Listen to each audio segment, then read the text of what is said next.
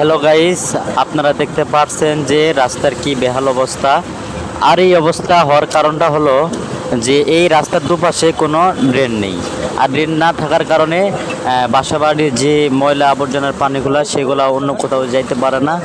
আর এজন্য সেই পানিগুলো আমাদের এই রাস্তার ভিতর চলে আসে। আর এতে দেখুন আমাদের যাতায়াতের কতটা সমস্যায় ভুগতেছি আমরা। আর শুধু আমরা না, আর এই রাস্তাটা হলো যে আশুলিয়া টু বাইপাল। এই রাস্তায় মানুষ অনেক ভোগান্তিতে আছে। কেন থাকবে না? একটু বৃষ্টি হওয়ার লাগে না, এই বাসাবাড়ির যে ময়লা পানিগুলো সেগুলো এই রাস্তাতে জমাট বাঁধে। আর দেখুন মানে যাত্রী বহনকারী এবং অনেক রিক্সা সবাই কিন্তু ভোগান্তিতে ভুগতেছে। তাই আমি কর্তৃপক্ষের কাছে সুদৃষ্টি রাখছি যেন সে আমাদের উপর সুদৃষ্টি রাখে এবং এই রাস্তা